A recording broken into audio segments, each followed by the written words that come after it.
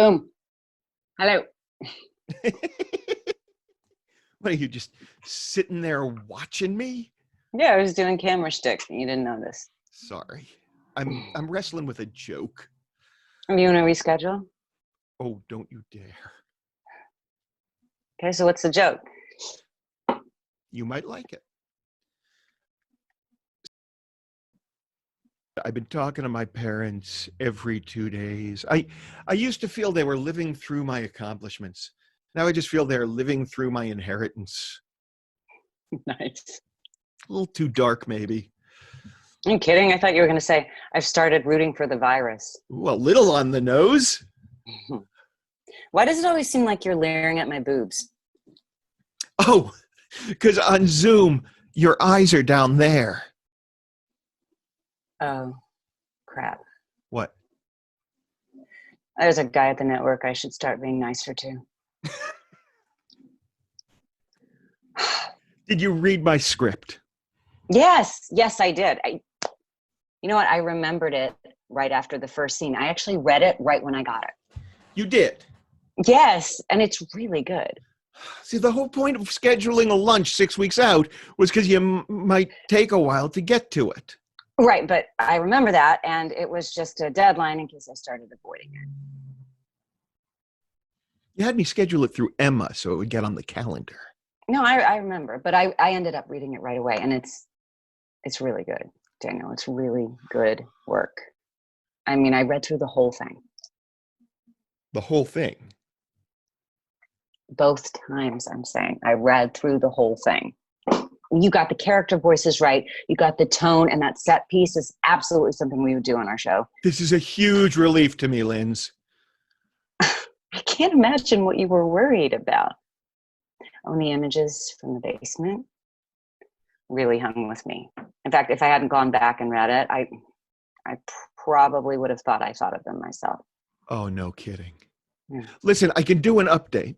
I started it during season 2, you know? So the standalone story would still hold. I'd have to change the secondaries for the timeline for the I can make it fit into the current arc, Lindsay. I can do that. But I don't think you need to do it. I mean, if you're going to use it as a sample for agents or whatever, I think you just put in a first page that says where it falls in the second season, so they don't think that you're not aware of the contiguous nature of the show. And then I think you should send it out. Send it out. Yeah, why not? To agents. What am I missing? You remember when I asked if I could send in a spec script for the show and you said I would have to send it in through an agent? Yeah. So you could read it for legal reasons, you said. Well, right, because I'm a company. Yeah, I get that. So I had my agent send it to you. Well, yeah, but it was Arnie Plesky. Yeah, Arnie Plesky. That's my agent.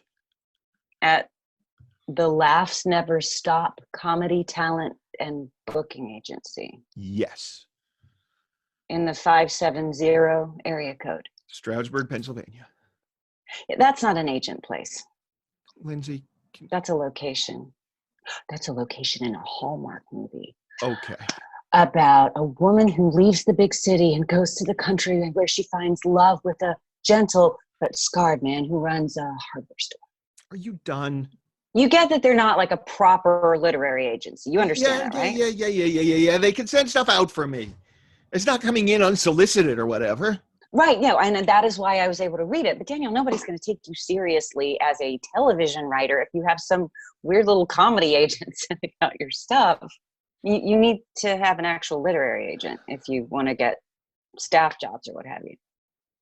Do you remember when you were living in that little studio apartment and used to come over and break into my place to smoke all my pot and watch TV in the air conditioning when I was on the road?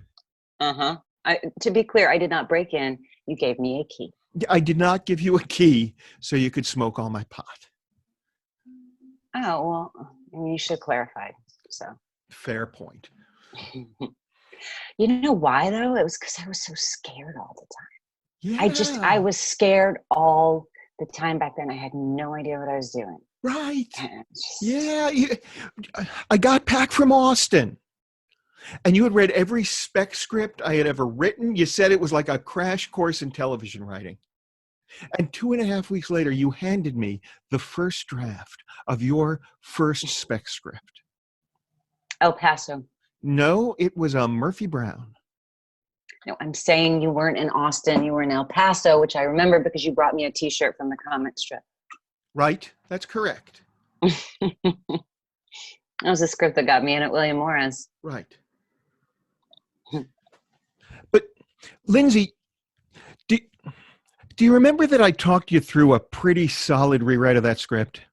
Oh, yeah. I remember that whole great night. Yeah. You'd written it with the act break structured like a 1970s primetime series that ran 8 pages too long. There were 2 scenes that had nothing to do with the storyline. Wow. Okay. Well, you remember more about that script than I do. So I gave you a lot of joke punch up. Are you trying to take credit for that first script that got me my first agent? No. You sure? That's not what I'm saying. Because it's not like I didn't have to write 3 more spec scripts before I got my first job, right? I'm not saying that, Linz. That's not what I'm saying. Okay, just forget it. Let it go. Because there was a while there, Daniel, where I thought nothing was ever going to come of this whole writing thing. I know that. 8, 9 whole months without a job. Well, and then there was another 3 before I got my first episode on the air. So it's not like I didn't struggle, okay? Okay. God, I was so angry with you. What?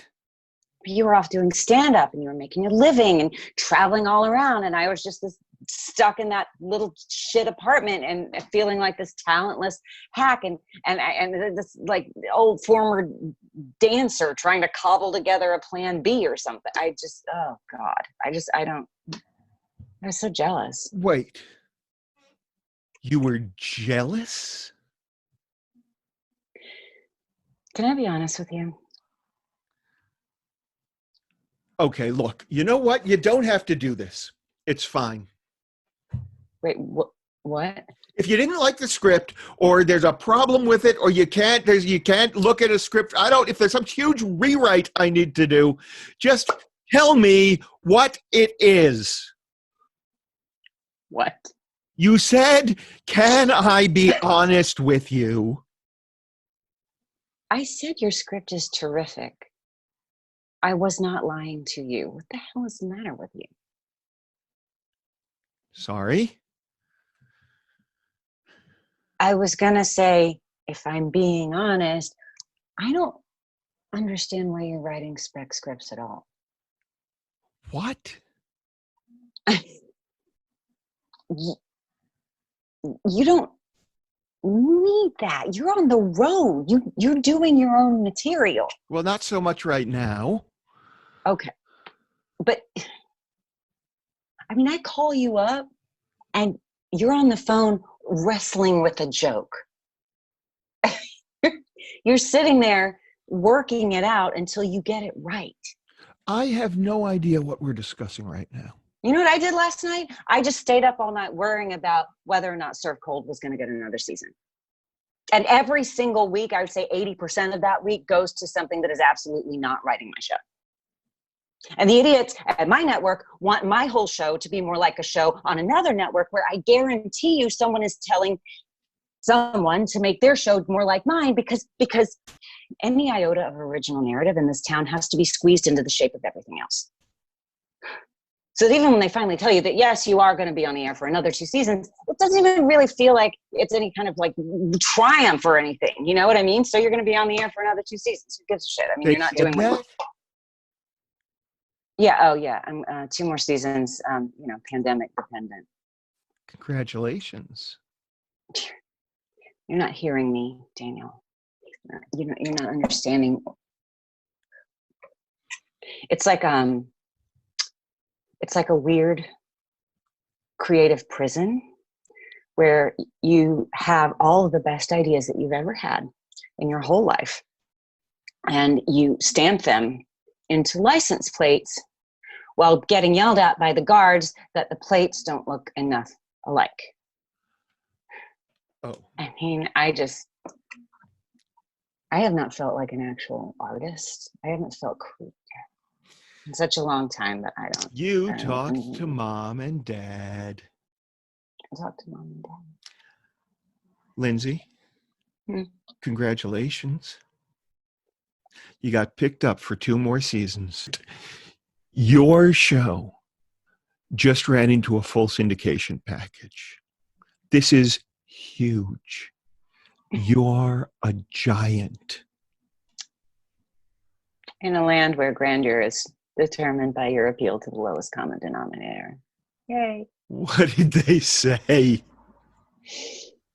Well, they said they wanted it to be structured a bit more like a Dick Wolf show. No. And Mom and dad. What did mom and dad say? I'm rooting for the virus. You okay?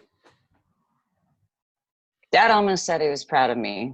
Ooh, how almost? He said, I don't know why you need my approval. I'm sure that's the kind of thing people out in Hollywood would be very impressed by. Ooh, so very almost. Mom's worried about you. Okay. She says you sound thin. I think that's the effect of the landline. Yeah. Copper wire takes off 10 pounds. Long distance. Significantly better than being there. Wow. We're old. Yeah, that's my point. So you're contracted for 2 seasons if the world is still here. I am. You know what I was thinking? Wouldn't it be weird if I knew what you were thinking? I was thinking that while we're out of the studio, while everything's all up in the air, what if I just started doing it? Doing what? Writing the show. And I could just start doing the work 1 episode at a time, just cranking out those next 2 seasons in private, in secret. So when we're back, we just hit the ground running.